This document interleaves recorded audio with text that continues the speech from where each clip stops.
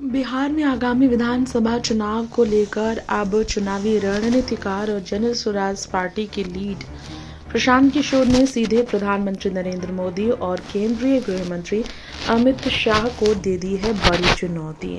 ये कहा है साफ तौर पर प्रशांत किशोर ने कि मैं चैलेंज देता हूं प्रधानमंत्री नरेंद्र मोदी और केंद्रीय गृह मंत्री अमित शाह को कि वो नीतीश कुमार को अगले 5 साल के लिए चुनाव के बाद से अगले 5 साल तक के लिए मुख्यमंत्री बनाए रखेंगे, इसका ऐलान कर दें।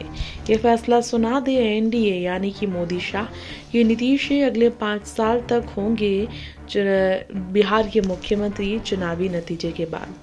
अगर एनडीए पावर में आती यानी कि एनडीए की फिर से जीत होती है तो नीतीश को ही 5 साल तक सीएम बनाए रखेगी बीजेपी।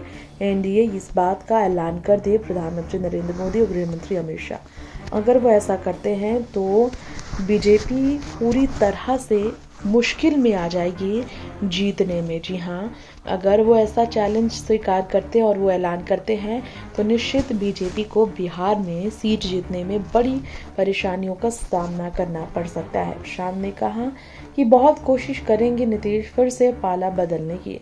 जब ये क्लियर हो जाएगा उन्हें कि बीजेपी कोई भी उन तरह से किसी भी कीमत पर उनके पीछे रहकर काम नहीं करेंगी ऑफिस टर्म में, लेकिन जो जेडीयू को जीत मिलेगी, जितनी सीटें मिलेगी, उस पर भी बीजेपी के रवैये बदल सकते हैं।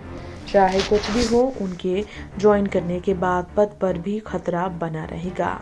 इस तरह से प्रशांत किशोर ने नीतीश को मेंटली टायर्ड यानी कि मानसिक रूप से थका हुआ और शारीरिक रूप से भी पूरी तरह से रिटायर हुआ सा बताते नजर आए।